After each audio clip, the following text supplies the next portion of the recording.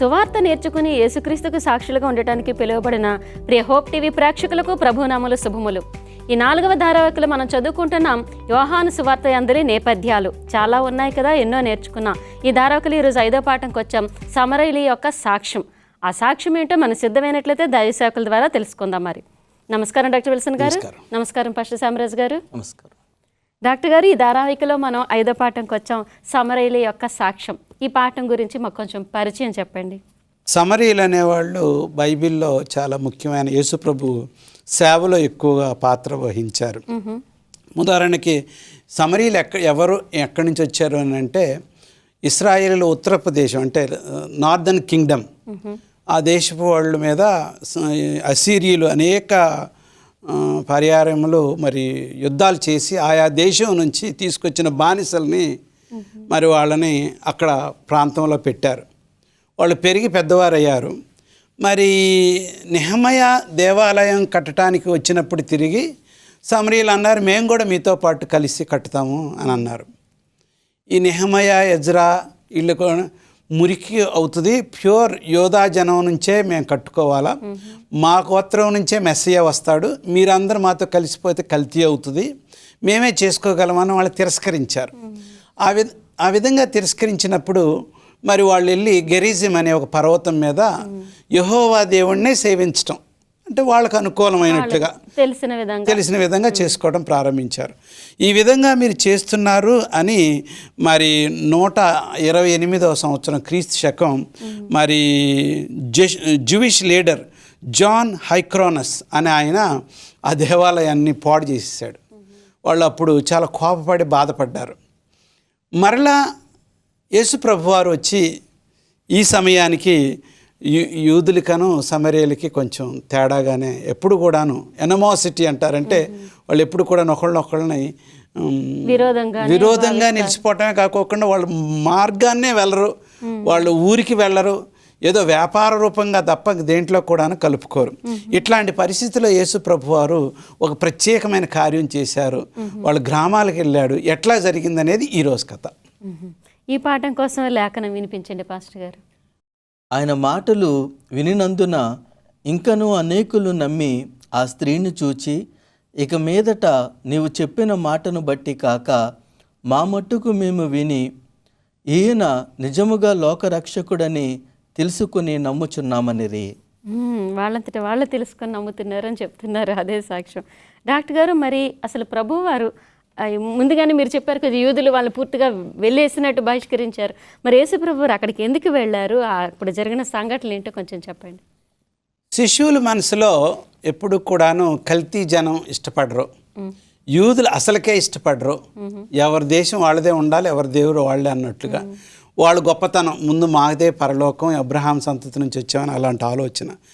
ఇలాంటి పరిస్థితుల్లో మరి పరిసయ్యులు, శాస్త్రులు కూడాను బాప్తిజం ఇచ్చి యోహాను దగ్గర నుంచి వచ్చిన కొంతమంది శిష్యులు, మరి యేసు ప్రభుకి శిష్యులు పెరుగుతూ ఉన్నారన్నమాట.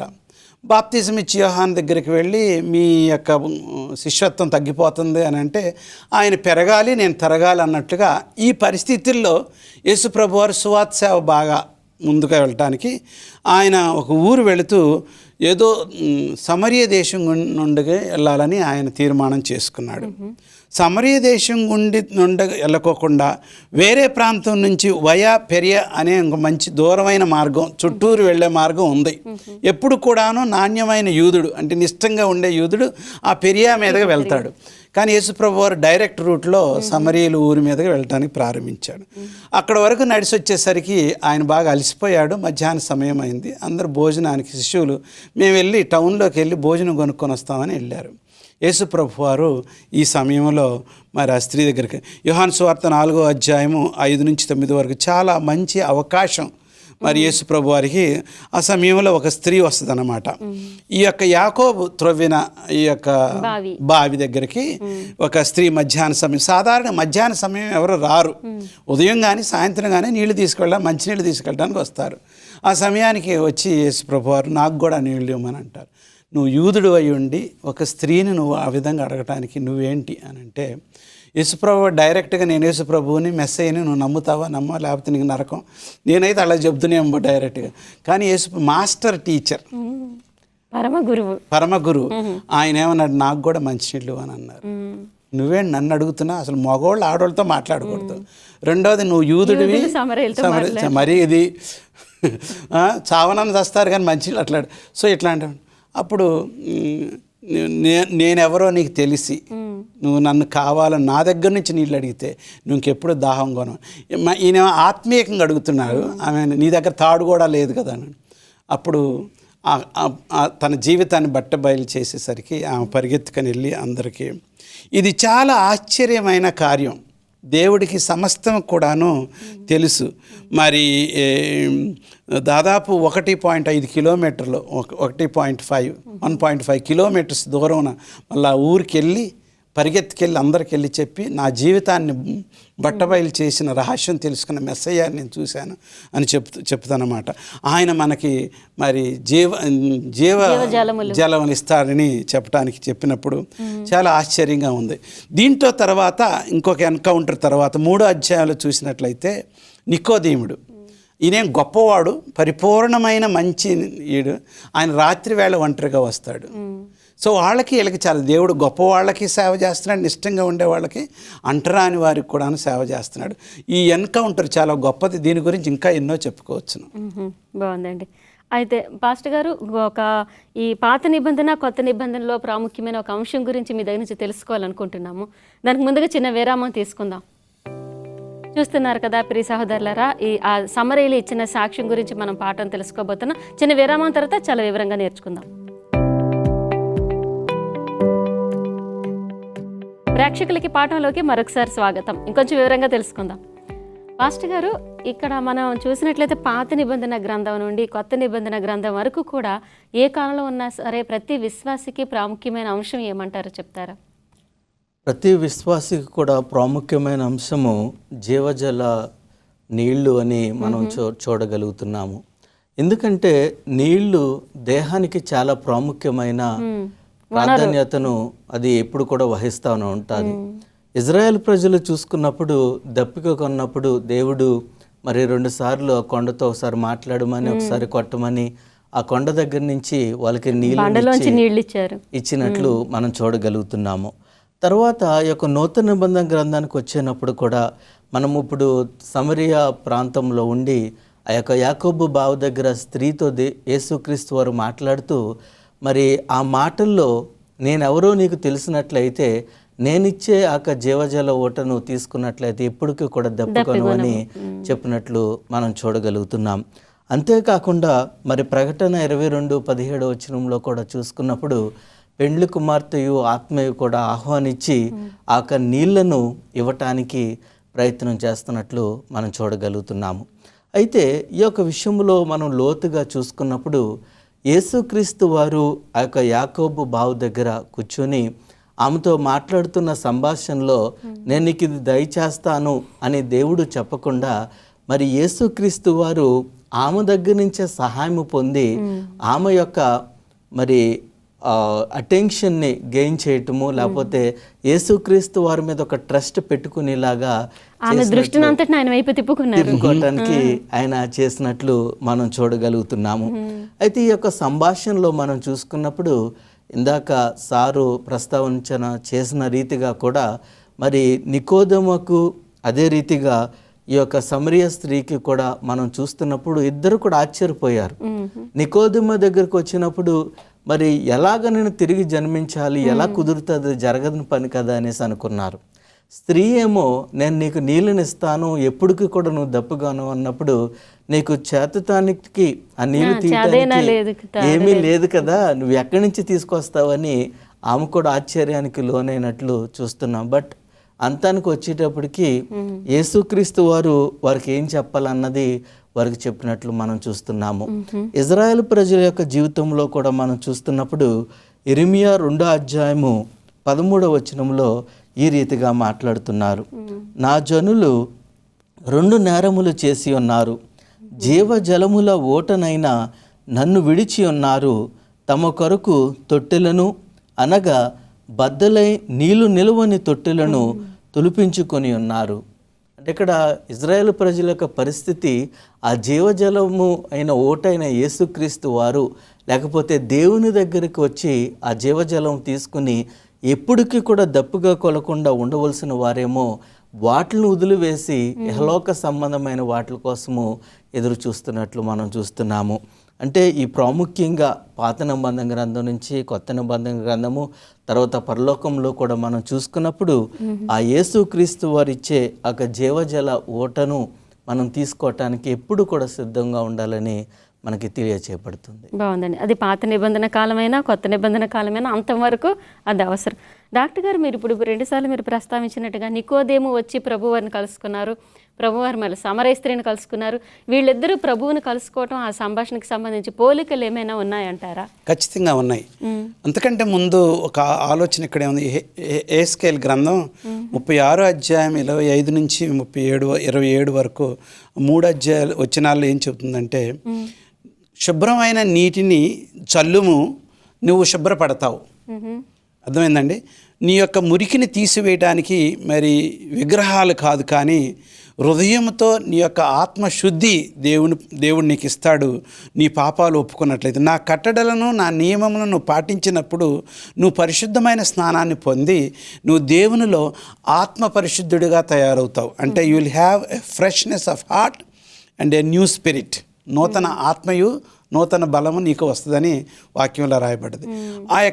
ఆ యొక్క వాక్యాన్ని మనసులో పెట్టుకొని బహుశా యేసు ప్రభువారు మరి నికోదేముతో నువ్వు తిరిగి జన్మించాలి అంటే ఆత్మతోనూ సత్యముతోనని పలికి ఉన్నారు.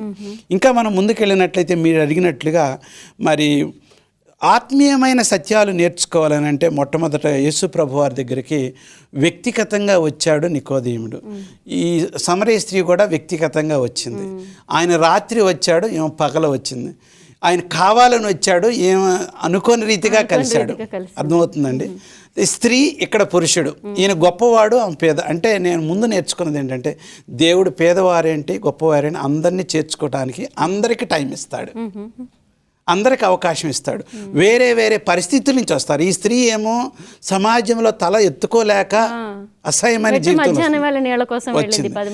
నికోదేముడేమో అందరికంటే సన్హెడ్రిన్లో 70 మందిలో గొప్పవాడు, డబ్బు రీతం కాకోకుండా గౌరవం సమాజంలో ఉన్నాడు. ఇట్లాంటి వారిని కూడా దేవుడు చేర్చుకున్నాడు. ఈ విధంగా మనం ఉన్నప్పుడు మరి గివ్ మీ డ్రింక్ వాటర్, నేను ఆ నీళ్లు నాకు ఇవ్వు నా దాహం తీరటానికి అన్నప్పుడు మరి నికోదేము అంత థియాలజీ తెలిసిన వాడు కూడాను తిరిగి నువ్వు జన్మించాలంటే నేనెట్లా అమ్మ కడుపులోకి వెళ్ళను మళ్ళీ జన్మించాలంటే ఆత్మతో జన్మించాలి. ఈ రోజుల్లో చాలామంది శారీరక బాప్తిజం తీసుకుంటున్నాం, కానీ మరి దేవుని నా ప్రభువా నన్ను నూతనంగా జన్మింపచేయి, నూతనంగా ఆత్మ కురిపించి నాకు శుభ్రం చేయి, నీటితో నన్ను కడుగు, ఆ జీవజలంతో కడుగన్న ప్రార్థన కూడా చాలా ప్రాముఖ్యమైన ప్రార్థన. యోహాను సువార్త 4వ అధ్యాయం 16వ వచనంలో ఆ యొక్క స్త్రీ ఇచ్చిన ఆ యొక్క కోరిక, ప్రభువా నాకు ఆ నీరు దయచేయమని అన్నప్పుడు యేసుప్రభు వారు చాలా సంతోషపడి ఉంటాడు. ఎందుకంటే నేను ప్రతిసారి ఇక్కడికి రానవసరం లేదు, అందరి ముందు నేను చూడనవసరం లేదు. షీ స్టిల్ థింకింగ్ అబౌట్ ఆ లిటరల్ నీళ్ళే అనుకుంటుంది.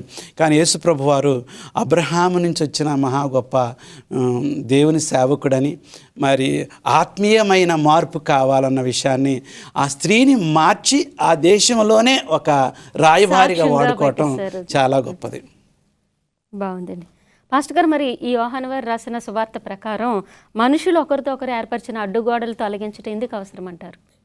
ఈ యొక్క ప్రస్తావనలో చూస్తున్నప్పుడు మరి యేసుక్రీస్తు వారు ఏ రీతిగా ఆ స్త్రీతో మాట్లాడుతున్నప్పుడు ఒక అడ్డుగోడలను తొలగించడానికి ఆయన చేసినట్లు మనం చూస్తాము. ఎలా చూస్తామంటే ఈ యొక్క సువార్తలన్నిటిలో యేసుక్రీస్తు వారు కేవలం ఈ స్త్రీతోనే నేనే ఆ మెస్సయ్య అని ఒప్పుకుని డైరెక్ట్గా చెప్పినట్లు మనం చూస్తున్నాము. వేరే ప్రస్తావనలో ఎక్కడ కూడా దాన్ని తీసుకురాలేదు. వేరే ప్రస్తావన అంతా కూడా ఆయన ఇండైరెక్ట్గా స్క్రిప్చర్స్ కోట్ చేయటమో కానీ లేకపోతే ఏదో ఒక మాటలు చెప్పి ఆయన చేసినట్లు మనం చూస్తున్నాం. అంటే ఇక్కడ మనకు అర్థమవుతుంది ఏంటంటే చాలాసార్లు మనం సువార్త ప్రకటిస్తున్నప్పుడు లేకపోతే అన్యులను మనం దేవుని దగ్గరికి తీసుకొస్తున్నప్పుడు మనము మన ఆలోచనను బట్టి వారు మనలా మారాలనుకుంటాం, కానీ వారు ఎలాగున్నారో వాళ్ళకల్లా సువార్తను మనం వాళ్ళకి చెప్పి దాని ద్వారా దేవుని దగ్గరికి తీసుకురావటానికి మనం చాలాసార్లు పొరపడుతూ ఉంటాము. అందుకనే ఒక్కొక్క సాంప్రదాయానికి ఒక్కొక్క రకమైన అడ్డుగోడలు ఉంటాయి. సాంప్రదాయాన్ని పట్టు కాకుండా దేవుని ప్రేమను బట్టి మనం మనుషులను యేసుక్రీస్తు వారి పాదముల దగ్గర తీసుకురాగలిగితే బాగుంటుంది. బాగుందండి. అవతల వారి స్థాయిని బట్టి కూడా సువార్త మనం అందించే విధానం ఉండాలి. చిన్న విరామం తీసుకుందాం. చిన్న బ్రేక్ తర్వాత పాఠం చివరిలోకి వెళ్దాం.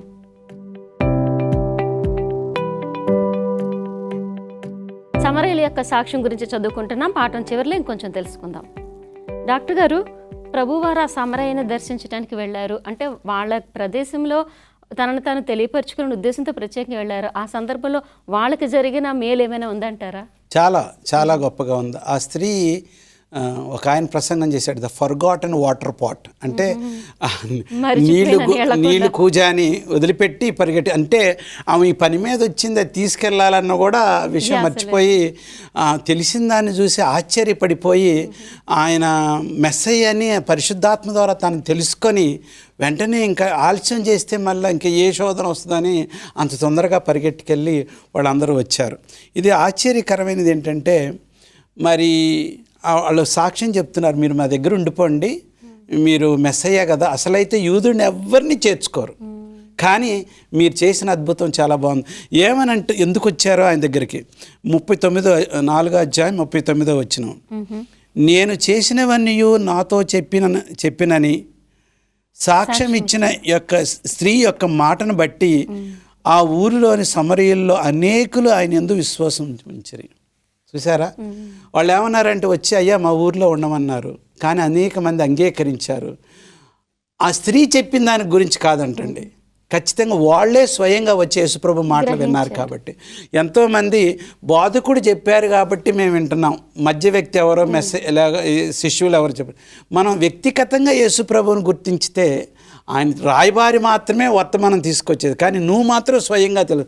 కొంతమంది ఆ పాస్టర్నే పట్టుకొని ఉంటారు, ఆ పాస్టర్ని మారిస్తే లేకపోతే ఆ పాస్టర్ ఏదైనా తప్పు చేస్తే ఇక దేవుడే అవసరం లేదన్నట్టు చేస్తుంటారు. ఇక్కడ సమరయ స్త్రీ దాంట్లో జరిగింది ఏంటంటే, మేము ఆ సమరయ స్త్రీ ద్వారా సాక్ష్యం వినటమే కాదు, కానీ తన జీవితం మారటమే మేము చూడటం కాదు, కానీ మేము స్వయంగా వచ్చి మనం స్వయంగా దేవునితో వ్యక్తిగత సంబంధం లేకపోతే ఏదన్నా అవకతవకలు వచ్చినప్పుడు, ఏదైనా శోధన వచ్చినప్పుడు, మనకి మించిన శక్తికి మించింది ఏదైనా వచ్చినప్పుడు మనం ఆ దేవుణ్ణి మళ్ళీ తృణీకరించటం, అనుమానపడటం, అవిశ్వాసం వ్యక్తపరచడం జరుగుతుంది.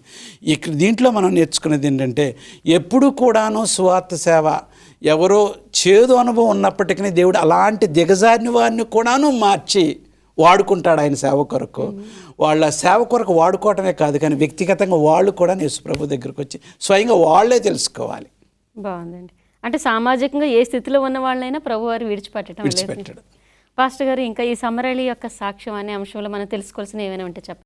ఈ యొక్క సమరయ ప్రాంతంలో యాకోబు బావి దగ్గర స్త్రీకును యేసుక్రీస్తు వారికి జరుగుతున్న సంభాషణలో చూసుకున్నప్పుడు, యేసుక్రీస్తు వారు ఎప్పుడైతే ఒక పెన్మిటి కోసము మాట్లాడటం జరిగిందో ఆమె ఆశ్చర్యానికి గురైంది.